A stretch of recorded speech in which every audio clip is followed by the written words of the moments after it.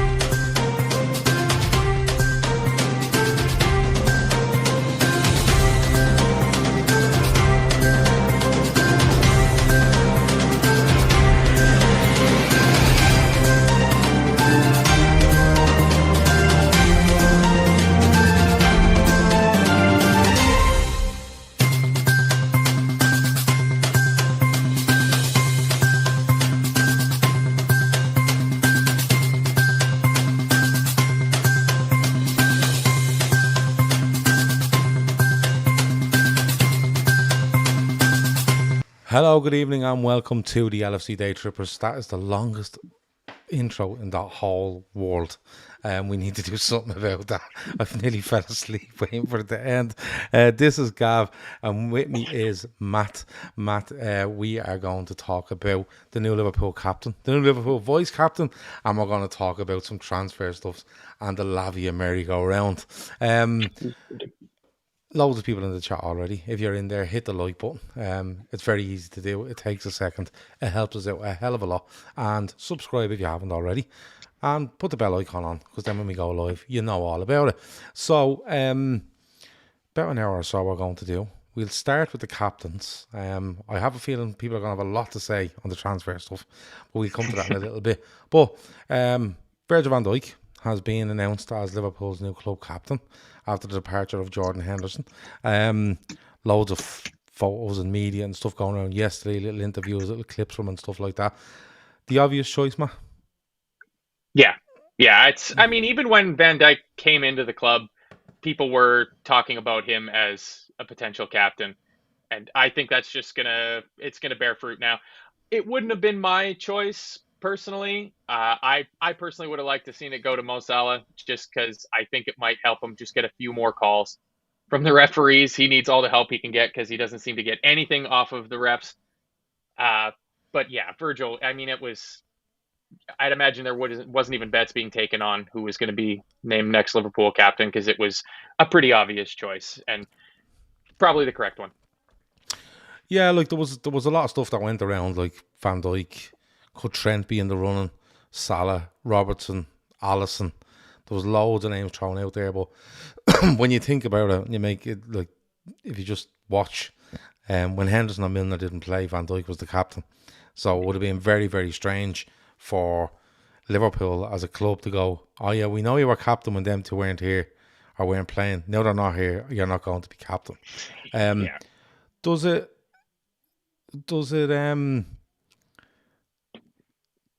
I suppose, is it a kick that Van Dijk needs? Because there's an element of that to it. Could be. I mean, it could be. You know, he captains Holland.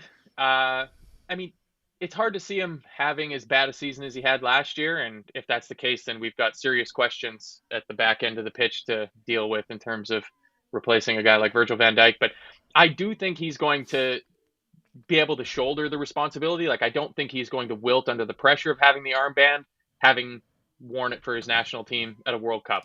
You know, that's a pretty big honor. As big an honor as it is to captain a club as big as Liverpool at the club level, captaining your country at a World Cup, that's a pretty big honor to have.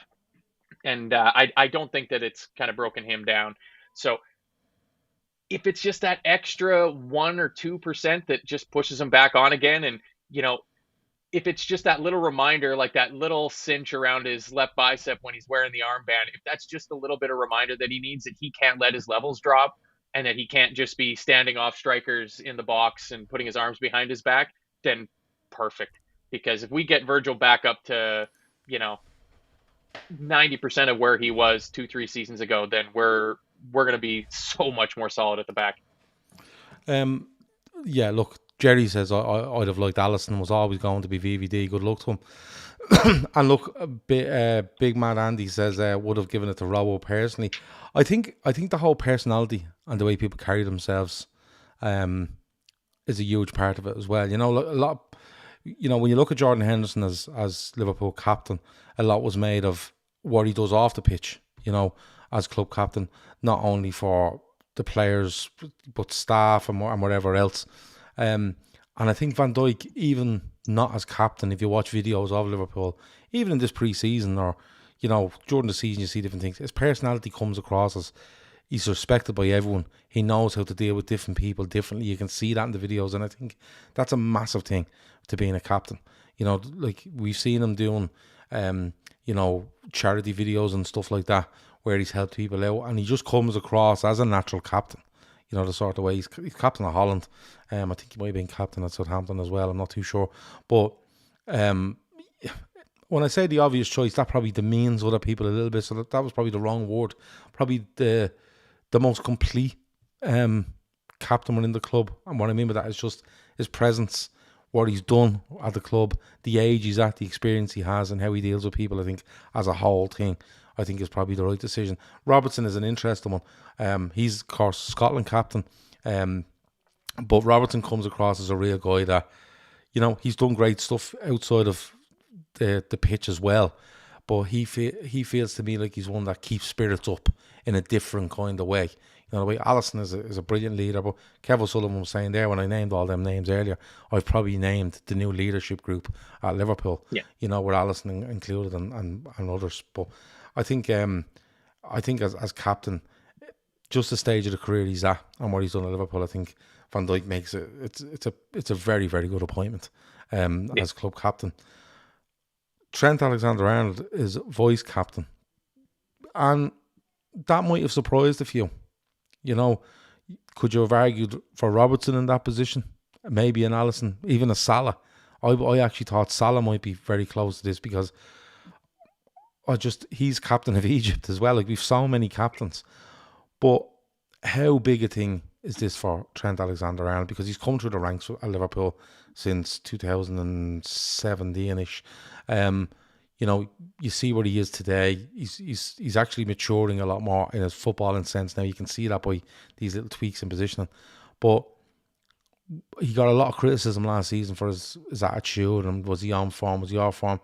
This feels like the right time to give that to him as well and say, listen, this is the next stage in your Liverpool career. Forget the positional stuff, but this is your next stage as vice captain. And he's looking there going, in 2 years' time, I'm captain of Liverpool Football Club.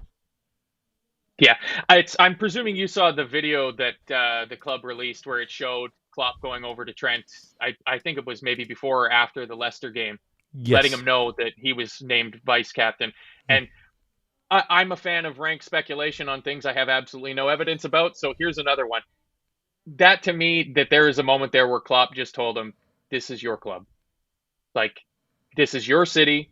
You've been here the longest out of, I presume, anybody. If you count his time at the academy, you know, he came through as, a 7-year-old or an 8-year-old or something like that. You know, he spent the vast majority of his entire human life at Liverpool Football Club. You know, eats, drinks, breathes, sleeps Liverpool, the city, the club, everything. And it might have been just a step too early. Maybe if we didn't have such a strong group of leaders. Like, I mean, you mentioned all, like, you know, Egypt's captain. We have Hungary's captain now in our team. We've got all of these players that have natural leadership abilities. It makes me think that it's something that the club looks for when they're scouting players and bringing players into the team, is having that leadership. So it might not have been the time to give him the armband full stop.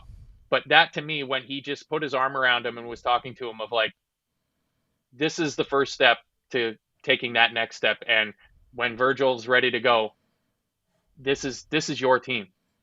Because I'm of the belief that Trent Alexander-Arnold wants to be a one club player. Yeah. And like, without sounding like conspiracy theorist, Trent Alexander-Arnold is probably looking at a new contract in the next 12 months, realistically. Yep. I think he's signed till 2026. I could be wrong, but 2026 is not far off when you think next summer is 2024, and 2 years left on the deal is when things start going, oh, what's happening there? You know what I mean? It's not like a year left on the deal anymore. When you have 2 years left, everyone starts to speculate. And the club, I'm not saying they're doing this just because of that, but the club showing Trent now, with a few years, 3 years left on the deal or whatever it might be, look, we see this as your trajectory. that shows Trent what they think of him, how they believe in him, and where they see him in the next. It's not only about where players see themselves in 2 or 3 years' time, where the club sees you. And to make you vice captain to a guy that's 32 tells you that in the next 2 seasons, Trent will be Liverpool's club captain, and he'll basically follow in the footsteps of what I believe are 2 of his heroes in Steven Gerrard and Jordan Henderson, because he speaks so highly of Jordan Henderson. So, they're 2 great appointments. I think they're really good in focusing those players' minds, giving them a real sense of it's double-edged, because they were going to have to show leadership with the departures of Henderson and Fabinho, but giving them the captaincies in there is really bumping her up where I think they'll revel in it, to be honest. Ashley says it's a big vote of confidence for Trent. There was a few more in there that I've just missed, but it is a big vote of confidence for Trent, and it's something where it's progression in this club. I think it is the progression to where he eventually wants to be, and I agree with you. I think he'll finish his career at Liverpool, and I don't think anyone is going to argue with that. I can't hold off anymore. Transfers. So you lasted 13 whole minutes. 13 minutes. And there's people in there going, why aren't you fucking talking about transfers? But listen, we've announced a new club captain and a new vice club captain, so we should be able to talk about them for 10 to 15 minutes. But the transfer stuff, Liverpool, Fabinho was officially announced as a player in Saudi Arabia today. That's all done. Henderson, we know what's going on there. But today was all about Romeo Lavia and the guy from Brazil called Andre. And heads are falling off. I have to say. Heads are fucking falling off, rolling all around the place. And that's not me trying to be funny. That's what's happening. And I kind of understand it. But where are you with this? Because this Lavia stuff I've probably seen 4 scenarios about Lavia in the last 24 hours, and then they were doubled down on with 2 or 3 more today. Where are you on this?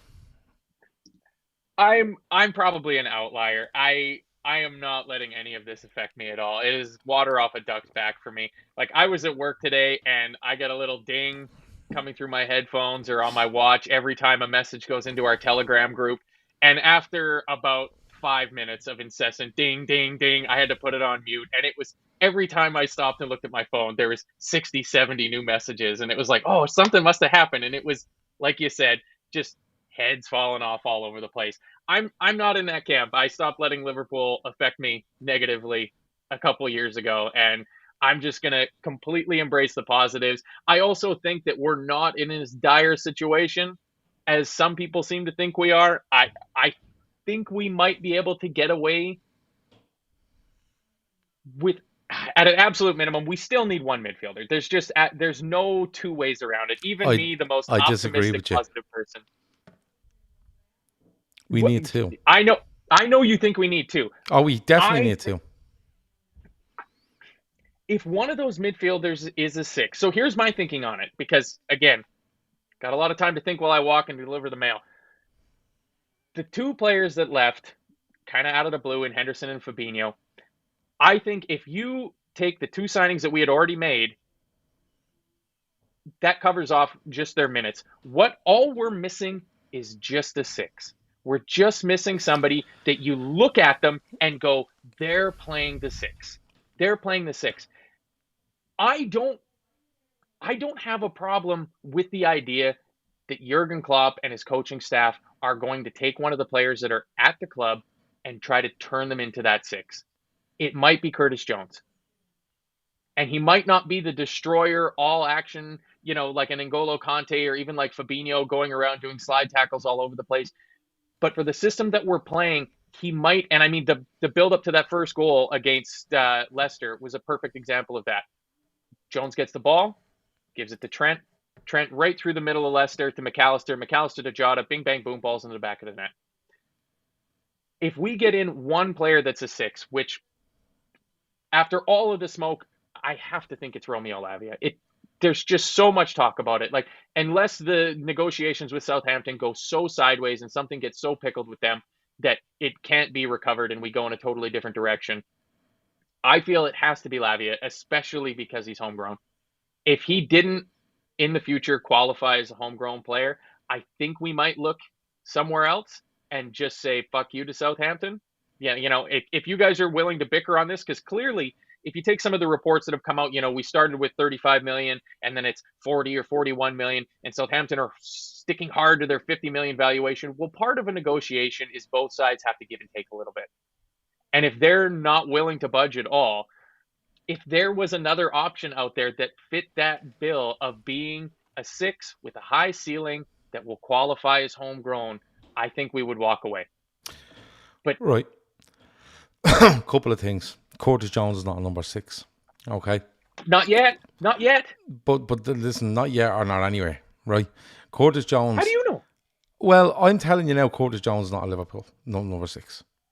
Curtis Jones doesn't go into Liverpool's midfield and start as a starting 6 in a 3-man He's midfield. Almost certainly going this, not in a 3-man midfield. No, hold on. We don't play 3-man midfield. Hold on a second.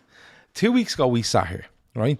And Jordan Henderson and Fabinho were still at the club. There was a bit around Henderson. There wasn't a lot around Fabinho, right? And we all were all sitting here, and not just me or you, or loads of people on this channel, loads of people in the chat, and they were all saying, well, if you look at it, we have Fabinho, we have Bajcetic, we have Henderson that might do something there. Then on the right, we have McAllister, we have Elliott, and maybe Henderson could cover there as well. Then on the left, we have Thiago, we have Szoboszlai, and we have Jones, right? Jones never, ever got a mention as a number 6 for Liverpool. Ever, right? Now, we've lost 2 players. And my argument over this is that Liverpool Football Club, before these 2 boys leave, everyone feels we should bring in one more, right? We should bring in one more, right?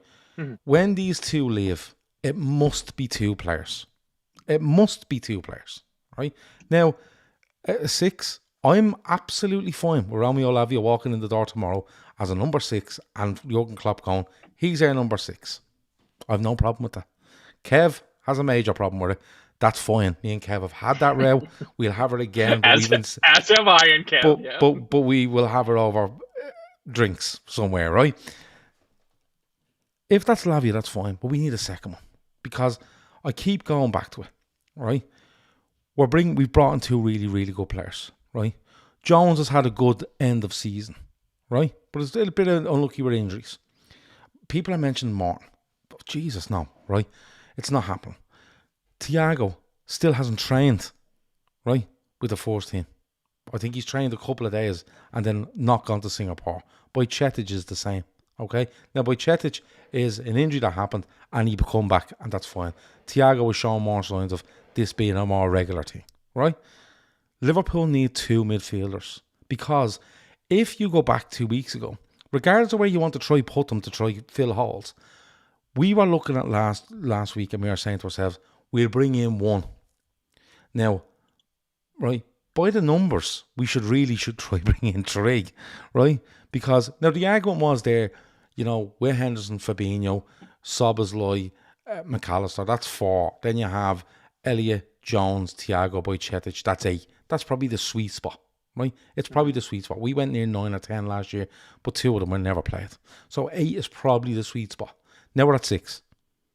We're at 6, and out of that 6, we have 2 brand new players. We have a young fella that played about 15 games for us. Okay, we've a youngish guy in Jones that's come back and had a good half season. We've a 30-plus-year-old in Thiago that continuously breaks down. 6 is not enough. It's nowhere near enough. And Curtis Jones has either been mentioned as playing behind the front man, playing off the left-hand side, or playing in one of those 2 8s if we go that boxy sort of Trent cheating, right? Mm-hmm. It has to be 2 players. It just has to be. And like loads of us were discussing it today, and people were like, this is a fucking joke. And I get the frustration. But my only thing here is, and people like are making excuses. No, Liverpool Football Club, we're probably looking at one midfielder. I actually don't believe it was Romeo Lavia. That's my honest view.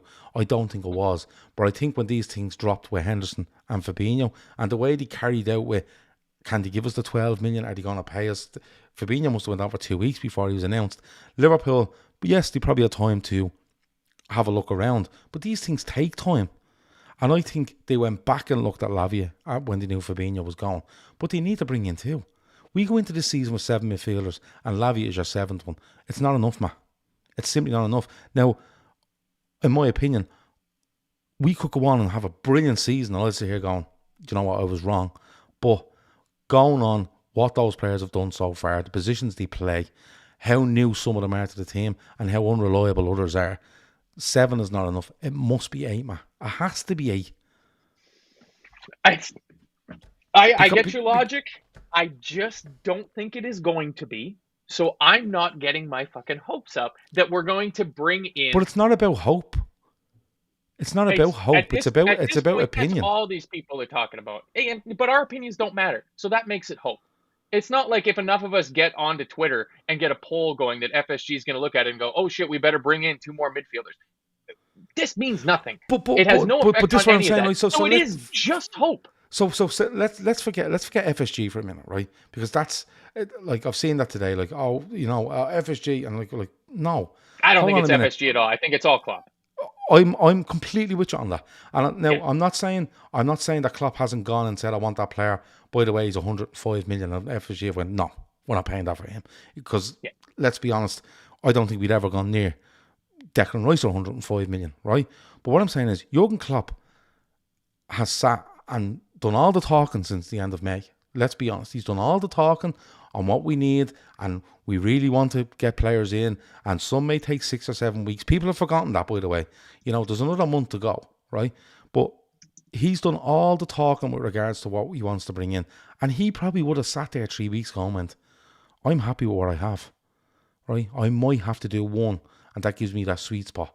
Now, what I have is actually fine. I know he's lost 2. He can't be that naive to think I've lost these 2 players, whether you like them or you don't. The experience, the amount of games they play, right, and the form overall that they show, to lose them and then turn around and go, no, do you know what? It's actually a fucking blessing in disguise. I'll just bring in 1 and we go with that. It can't be that. It just can't.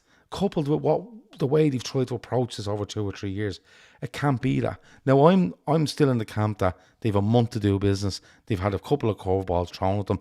Things do get down the line. They've probably on the retreat a little bit when they're going to clubs for players, because clubs know, you've lost 2 of your big midfielders and we're going to cash in. That's how the world works. Matt, he can't turn around and go, we've lost them 2. It's fine. We just replace with 1 fella. No, the only issue I have is that we haven't brought in, because I'm going to presume, I believe that Alexis McAllister is basically going to play every single league game for us this year. So that's, in all effects and purposes, a third of your midfield minutes stroked off with 1 new player. Because he's got a great injury record. The position that he plays in, it's important, but it's, he's not doing doggies running back up and down on the pitch sort of thing. Like, he's staying fairly advanced in there.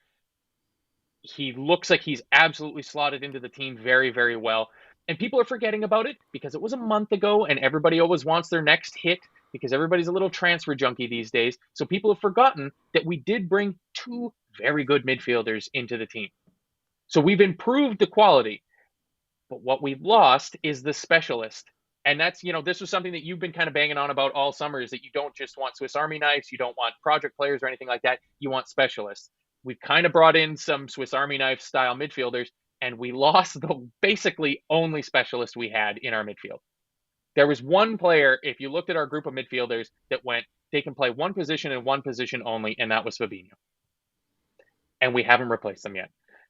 So I'm saying, like somebody in the chat earlier when we were talking about, when I was talking about Curtis Jones playing the 6, first off, I think Curtis Jones is going to play the 6 first game of the season at Chelsea. I think he's going to play there. He played it against Leicester. I think he's going to play tomorrow against Bayern. This is what I'm saying. That in itself is an indictment of how we need two players. Because we've been banging on about Curtis Jones coming back in the team. He'd be like, if McAllister's going to play a load of games, grand, and people are saying, what if he gets injured? What if he doesn't? What if he does? Who knows, right? But what I'm saying is, we were banging on about the 6, the 8, the right-hand side of the 8 and the left-hand side of the 8, and we were naming 3 players in each position, more or less. Henderson kind of floated between 2 as backup. And we were saying 8 is probably the sweet spot. Curtis Jones never got a fucking mention of going in as 6. And you can argue whether it's, we've taken all this wages off the bill, right? Loads of wages off the bill. We've taken in 52 million in transfers. We've sent out 95, which is 43 million. Jesus, I'm getting old, right? But that's a 43 million spend at the moment, right? But that's irrelevant, because if you make 3 brilliant signings, like 3 Alexis McAllisters at 35, and that's 105, and you sell for 70, you can't go, we only spent 25. We've got 3 Alexis McAllisters. You know what I mean? So it's a bit irrelevant on that. But Curtis Jones was never mentioned in that. And now all of a sudden it's like, Curtis Jones can play there. When? And he's playing against Leicester in Singapore at a snail's pace.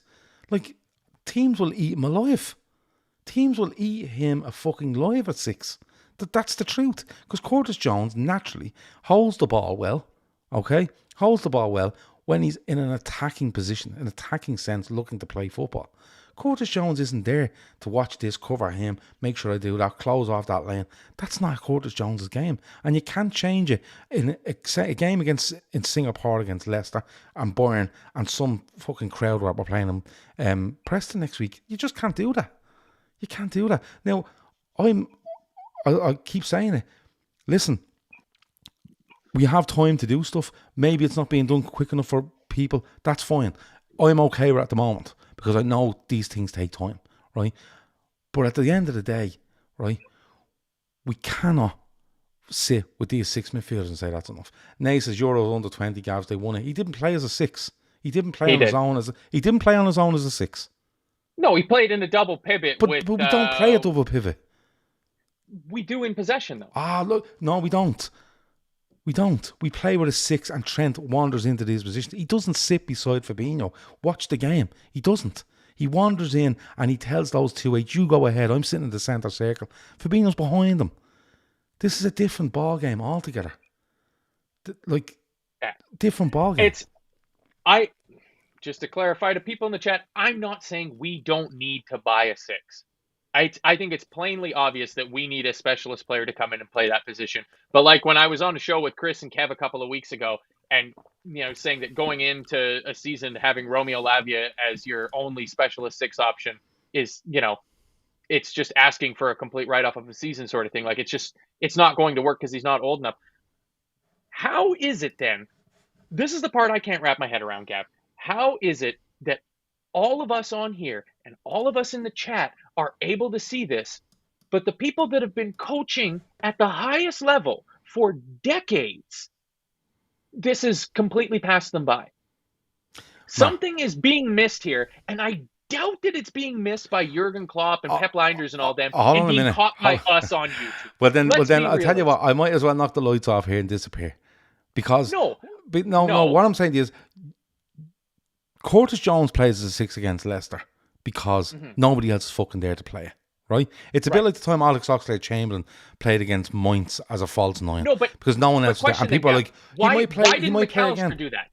Why didn't McAllister play there? Because he played in that role with Brighton last year. Again, the same thing you were saying, not the sitting role. Because they don't want him to play there. They want McAllister to play, like we were talking about 2 weeks ago. They want him to come and play as an 8 beside Szoboszlai. And that was always the thing. It was always the thing. McAllister, yes. Nobody went and said, we're signing Alexis McAllister. I think he might play the 6 ahead of Fabinho. Nobody fucking said that. Nobody mentioned him as a 6. They always mentioned about how good a worker he was as an 8, how he could press, how he could track, how he could fucking assist, pass, cross, score, bang. It was nothing about, and he cuts off these lanes and he blocks this and he makes these tackles. It was never about that. What we're doing now is it's revisionism now. right? It's revisionism where let's revise everything that all these players do and put them into a position to try find and make logic of 6 midfielders sitting at Liverpool Football Club right now, and we can say we can do all this. We can't. We can't do it. Now, we need to make this change. We need to make these signings, right? And me and you could argue this all night, but 6 is not enough. You agree 6 is not enough. I think it has to be 8. You think it might be 7. So let's get on to the crux of the matter. Romeo Lavia. Liverpool go in and make a bid last week, I think of total 37-ish million pounds with add-ons, right? I could be wrong. It was around that. Talk is now that they've made a bid of 41 million, somewhere around 37 plus 4 add-ons, 41. Barcelona. Southampton still want 50 million. My worry on this one, and people are saying it might be a smokescreen, if the likes of Joyce are apparent that they've made 2 bids, they've made 2 fucking bids, right? But my problem here is that people are saying we're running out of time. We've loads of time. Right? I get where people are saying, oh, well, if he's to play the first day, we need him in training on. Listen, if January comes around, you'll want the player signing the 1st of January if we're playing in the Cup on the 3rd, and you'll want them playing. That's how it works. The summer always feels like it's a bit different, right? But if Liverpool have made these bids, they've made these bids. My worry on this one is Liverpool aren't going in for the 3rd time. That's my worry on this. Liverpool have gone in and went, that's what we think. No. Well, look, we'll go to that. No. And then we're going to walk away. Where are you on this, Romeo Lavia? Do you still think this is where he is? Because I'm the more this goes on, I'm not sure he was the original target. I think the Fabinho departure makes him the target. I think the Henderson departure actually makes him more of the target just simply because of the roster spots on the team. And I know some people in here absolutely hate talking about homegrown stuff, but it's a reality and you have to address it, sort of thing. And again, I feel like, so the other name that was floated about, Andre Trinidade de Costa de Neto or whatever his name is, playing for Fluminense. I was reading an article looking at his stats. His passing stats are unreal. His passing stats are ridiculously good. And if he has a 40 million euro release clause to get him out of Brazil right now, if it wasn't for the homegrown thing, you pivot immediately. And you just go get another Brazilian 6 to come in. This article, it was on medium.com or something like that, had all of his ball recovery stats and stuff like that. And I mean, it looks fantastic. Kind of favors the left-hand side, which works if he's playing with that inverted right back coming in. That looks fantastic. I think we got too many eggs in the basket. It's not too late in the game to make transfers. Lavia to come in now, he's already missed our preseason. You might see him in a dribs and drabs before that international break. But any players that come in from now onwards, unless they are Premier League proven, ready to go, even more so than Lavia, who only had about a half a season last year with Southampton, I feel that the club is going to be looking at them going, okay, drip feed you in for a few minutes here and there, and then we have that time off during that international break to get you up to speed and kind of have a second mini preseason, and then you go again from the middle of September onwards. I think that's what will happen for him, but it just feels like we've kind of put our eggs in this basket with Romeo Lavia. And I think he's a good player. Like I watched Southampton a pretty decent number of times last year for how garbage they were. And he was one of, if not the only standout on that team. I mean, besides James Ward-Prowse, but obviously, I mean, that goes without saying.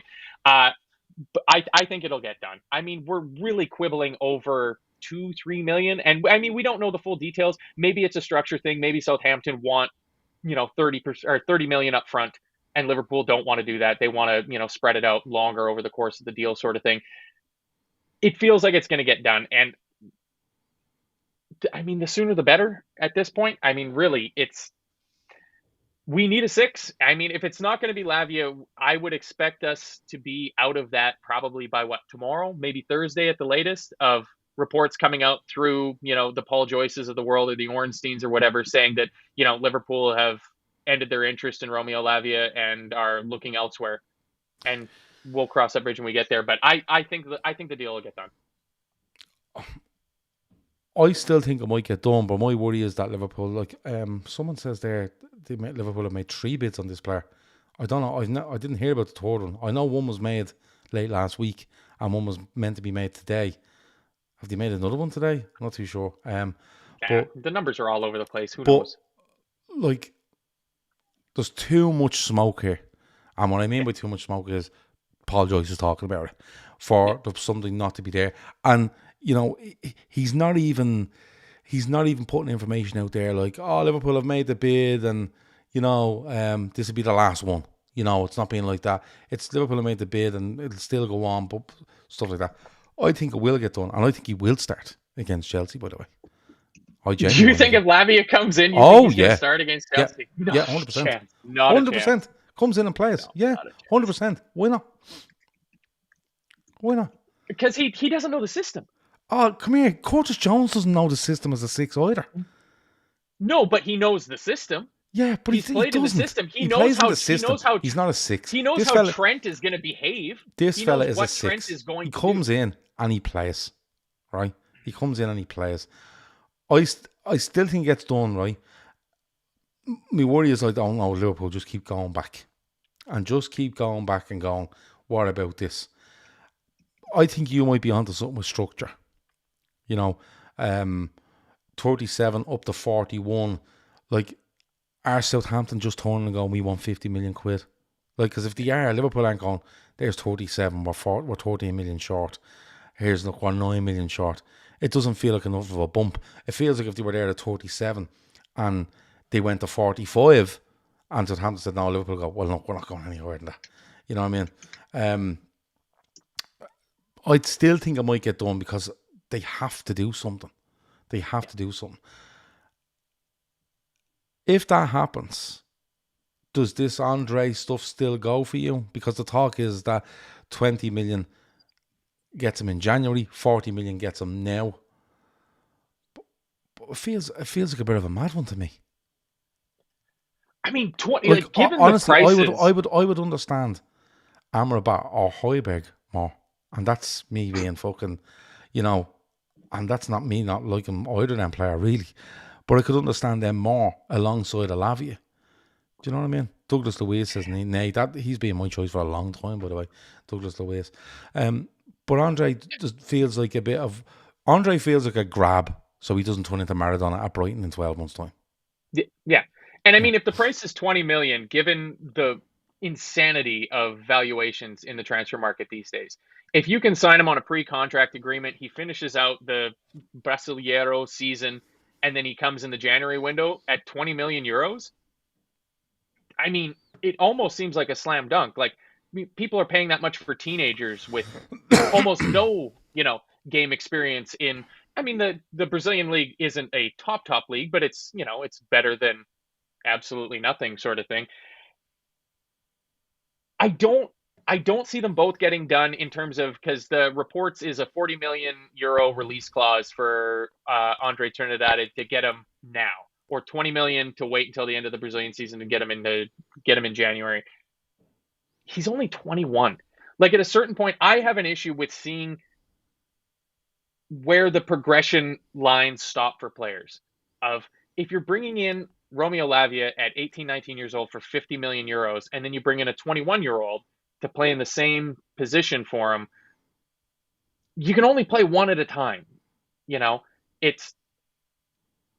you spend that much money on Lavia and then go and buy a not experienced? Because that's always been the thing is, you get Lavia and then you get a Højbjerg or a Amrabat or somebody like that that's experienced, that's an old head, that in a year or two, they're not going to kick up a huge fuss when they lose their place and Lavia becomes the 6 and takes that job over. I don't know if a 21 or 22-year-old is going to do that. But the flip side of that is, for 20 million, you get him, you bring him in January, it injects a little bit of fresh energy into the squad. It takes us from 7 up to 8 midfielders in my scenario. In a year or two, if he hasn't kicked on, you can still sell him and you'll almost certainly make a profit. Like 20 million euros with the way that the market is going in terms of the transfer inflation. Like, it's so crazy to talk about 20 million euros like it's a drop in a bucket, but that's honestly what it feels like when you're, getting quoted 80 million for João Paulinho off the back of one good season at Fulham and 50 million for a teenager. So yeah, but that's just the market. That's just where we are. Like, yeah. Someone saying there, have West Ham walked away from James Ward-Prowse? Do you know what? It just got me thinking there. You see, Southampton could put themselves in a little bit of a position here, because if they hold out, Coy Murray says Højbjerg feels sick, lads. Coy, it's a running joke on this channel about Højbjerg. Don't worry about it. But direct your complaints to Emmett Kavanagh. Yeah, Emmett Kavanagh, I can get you his address, everything, air code, the whole lot. But Southampton can put them.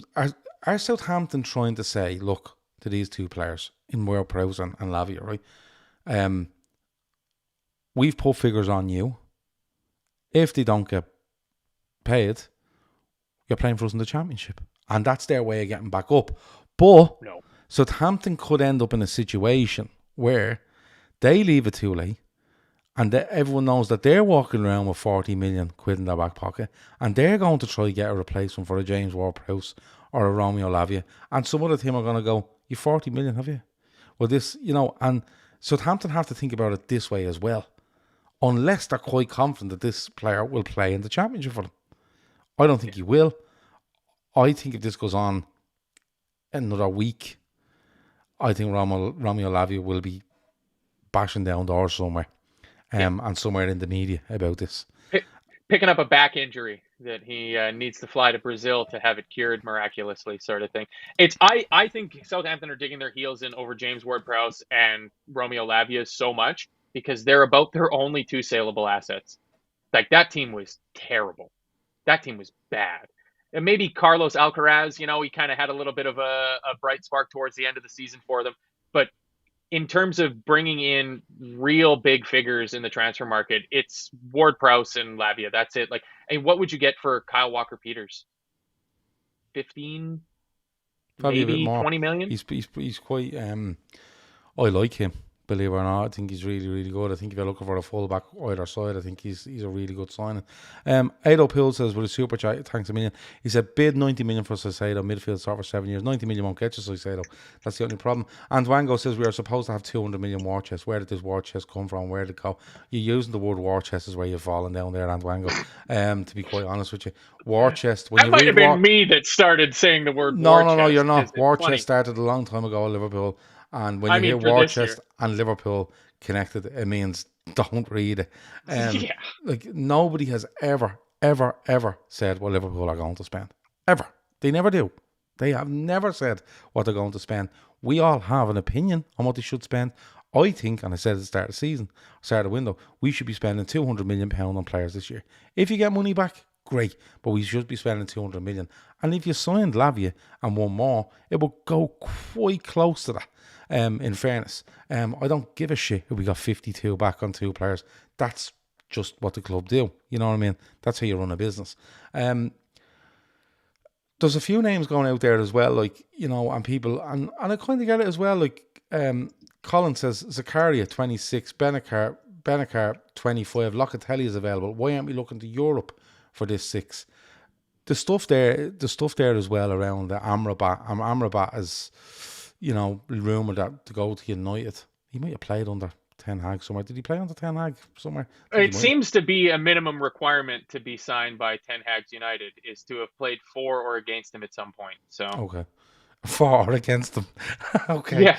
Just you played against us. If you played against us, no, fuck off. No, I'm not interested. Yeah, mate. The only name on the table is Lavia. Thuram, nowhere to be seen. Manu Kone, nowhere to be seen. Amrabat, no real link. Like, if you look at all these players, no real link. If Liverpool need 2, something has to be happening in the background here that absolutely nobody knows about. Would that be a worry? Because it's hard to keep everything very, very quiet, although Liverpool are quite good at it. Could that be something happening in the background? I'm not too sure. I can see that happening in defense more than in midfield, just because the midfield thing has been so prominent, and it seems like all these, like, every week another name gets trotted out. This week it's Andre Trinidad, Højbjerg the week before. I could see us, because I really do think we need to bring a defender in. I mean, it's really gotten lost in this mad push to get the midfield finished because of having lost the 2 guys to the Saudi Sorry, Arabian League. Archie says Decore, of course. Remember that? Decore as well. That had gone quiet as well. Oh, yeah. Okay. Yeah, no, the Crystal Palace Decore. I thought you meant the Everton Decore. It's like threw up in my mouth a little bit right there. Yeah. We should be all over a bid for Anana, by the way. But listen, that's just my evil mind working. Sorry, go on. Yeah. I can see an out of the blue player coming in defense. I mean, at this point right now, how good would an Evan Ndicka on free be? But I mean, that ship has sailed and he's off to Roma. just simply because poor Costa Simicast. I mean, he looks so fish out of water playing this new system for us. So, I think to try to say I think it's going to be with Liverpool transfers is just a crazy plank to walk. But it's got to be one in midfield and one in defense. And then if you've got the time or you find the player to get a second one coming in the midfield, I think you can go ahead and do that. But yeah, I can see an out of the blue one, but to me, it's just got to be Lavia. And I wouldn't be opposed to us going back to the well for somebody like Thuram because they clearly did some legwork on him. It seemed like, at least if reports are to be believed, that Liverpool was in contact with the player. The player liked the idea of coming to Liverpool. His dad kind of gave it the thumbs up, go ahead, that would be a good move for his career sort of thing. I'd like to see us go back and do something like that if we're going to pick up that 8th midfielder. But before, I would rather see us go midfield, defense, midfield than midfield, defense. Yeah, look, I think the centre half stuff is interesting. I can understand people wanting another centre half in because of Matip. Gomez just hasn't looked the same player. Matip gets these injuries, although he was quite good for a while injury wise, but then it started to creep back in. Kanate gets them the odd time as well. And then of course you have Van Dijk that didn't have the best of seasons last week, but we've spoken about it earlier about the captaincy, and maybe he's had that down season and we'll see the best of Van Dijk again, because it's absolutely ludicrous to write him off, But there's a lot of presumption there that he's just not going to play Andy Robertson, that we're playing these 3 centre halves. Do you know the sort of way?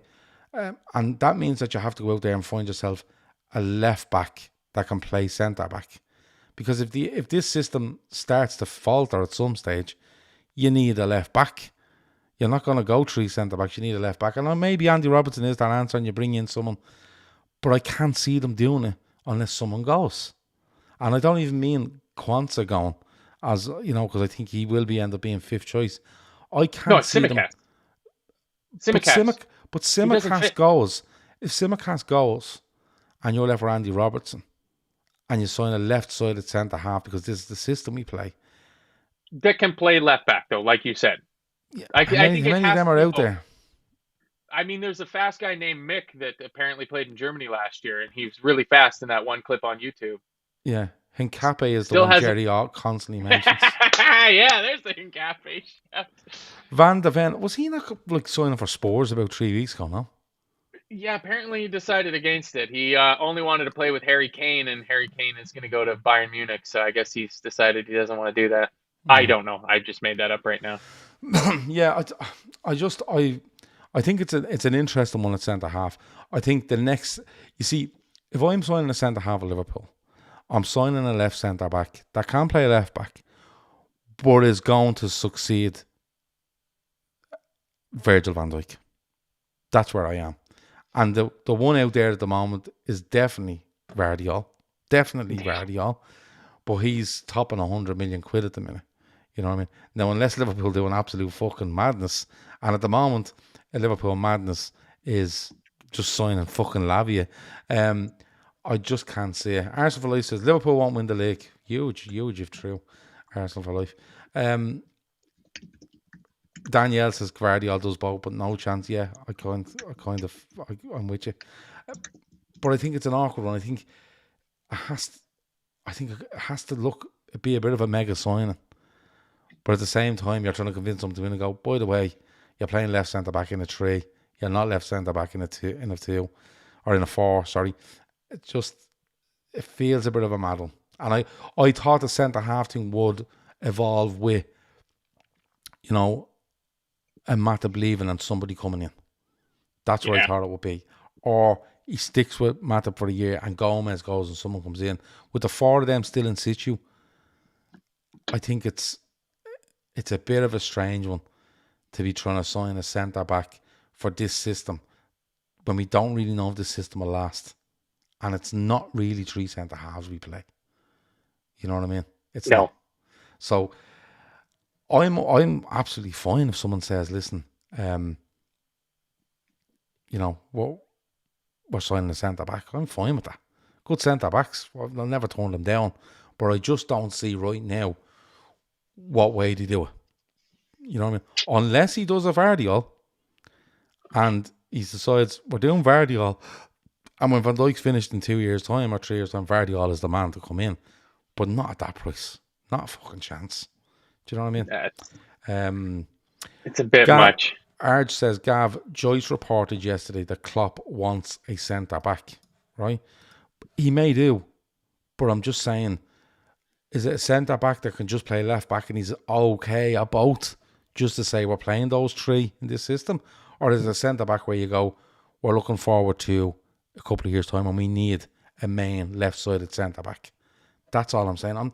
Look, they could sign someone and go, oh, he fits that role perfectly. But in 2 years' time, he'll probably be sold because we're going to bring in another centre-half that's going to be Van Dijk's right. We might do something like that. It's just, it feels like someone has to go here. You know what I mean? And I don't think Tsimikas is the answer. You know what I mean? I think they may end up reverting to natural fullbacks. And Robertson is there and Tsimikas is there. Although Tsimikas report at the end of the season has been very happy, Liverpool very happy with him. But then again, these things change. These things can change. Well, I'll say the biggest shock so far in the transfer window is the fact that we got 560 people watching and there's like 182 likes. That's just ridiculous. It takes half a second to just hit the like It takes half a second to just go down to the like button and just hit it. I mean, you're not going to get better all free content when it comes to fan generated Liverpool content on the internet. So I know the regulars, we can always count on them to be in with the chat. Get into the chat.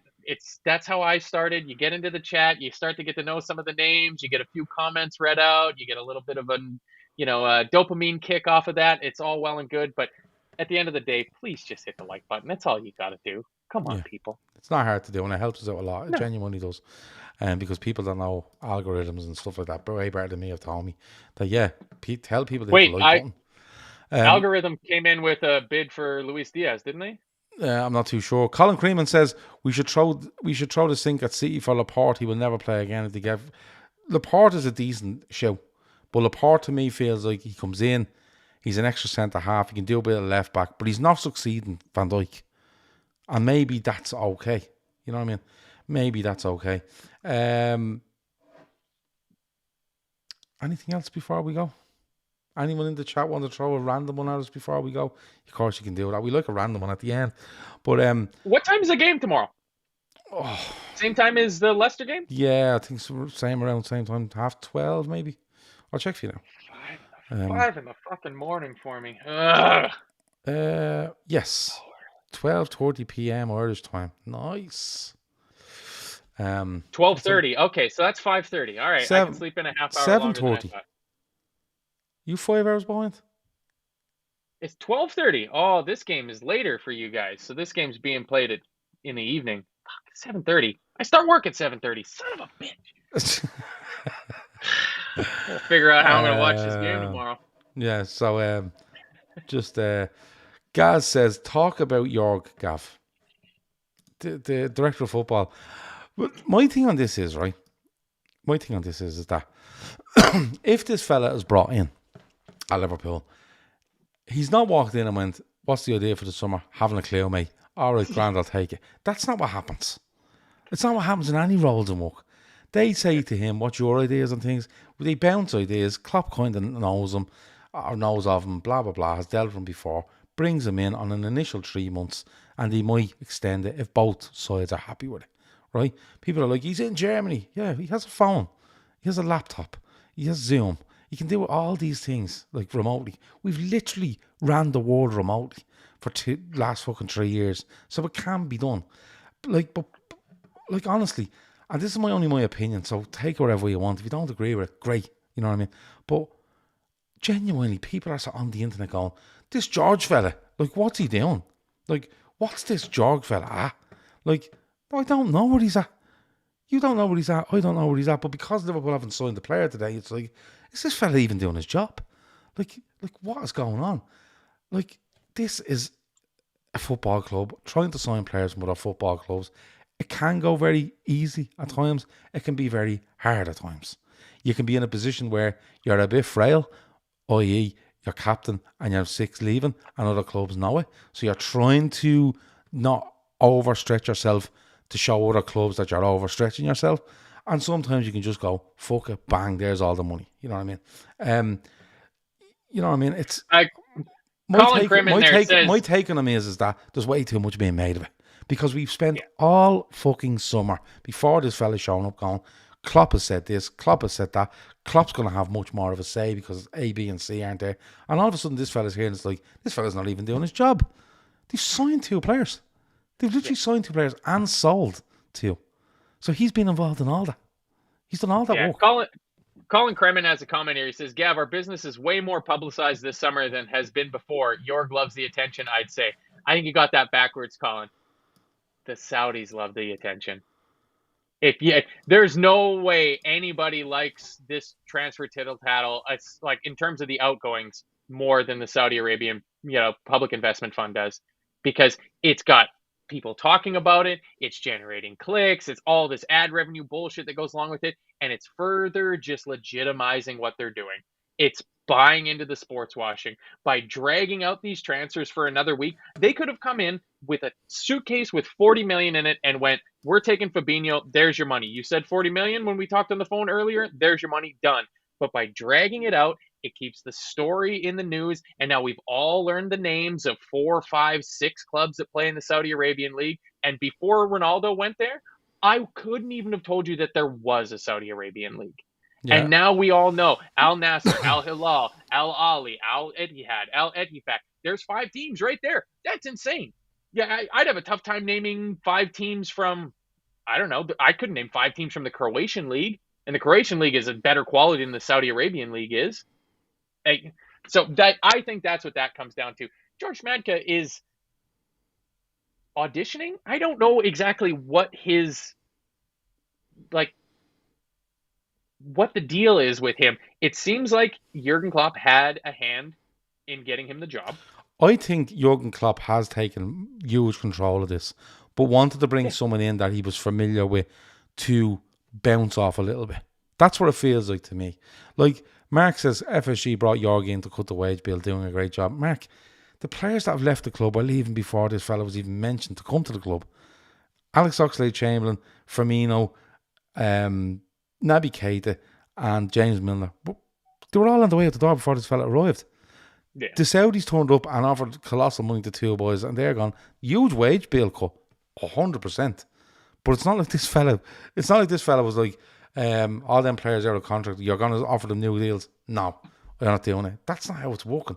It feels to me like Jurgen Klopp has a lot of control here, but they need somebody there for him to kind of not stand over him, but kind of, right, in a much simpler term, I run this podcast, but I'll bounce ideas off just two people, 3 people that I will go to and go, what do you think of that before I do this? And they'll tell me. You know what I mean? And that's what it feels a bit like with this Jorge fella, or Jorg, or whatever the fuck you call him. Like Jorg Schmadke. Yeah, that's what it feels like. Hey, if you rewind 6 months and say Liverpool is going to have a new director of football. Gaz says, Jorg was brought in because he's a good laugh. I really hope that's the thing. I think he speaks German, so him and Klopp will get along great. But if you rewind 6-8 months and you say we bring in a new director of football and they're able to get £52 million for Fabinho and Henderson, it would have been, 90% of the fan base would have killed you. But I think 90% of the fan base are quite happy with 52 million for those 2. Like, I haven't seen many out there going, what are we letting these people go for? I think people are looking going, Henderson, yeah, reduced role. I would have kept him personally in a reduced role. But 12 million quid, he's been offered a shitload of money. Grant. Fabinho, legs were going a little bit, not in great form. 40 million, you're earning your money back after 5 years. Good deal. I don't think there's any problem there. I think the problem people have is where are we replacing these with? And I know they're only gone a week, but people want them replaced. And there's 2 weeks to go to a season starting. There's 4 weeks to go until the window ends. And people just don't have the patience. And part of me understands that. Part of me understands it, but part of me kind of says to myself, listen, we are literally a week ago looking at an interview with the manager going, if you don't trust this fella, who the fuck do you trust? I wouldn't say much has changed in the last week on the outlook from Jurgen Klopp. So it might be taking a couple of days longer. It might take a week longer. It might not happen and we might go somewhere else. But you still have to trust Jurgen Klopp. Now, if Klopp at the end of this turns around and goes, no, I just decided to sign nobody, you're well in your eyes to go, hold on a fucking minute. We've given you right till the last day here to sort it out. Do you know what I mean? But look, it's as eventful as always. I look forward to what tomorrow brings. I think. Do you know? Yeah, I kind of do. I do, yeah, because I'm in my 40s now. Who Liverpool sign and don't sign won't affect me massively. I'll still be going to watch them. I'll still be watching them on TV, watching them at Anfield, watching them wherever I can.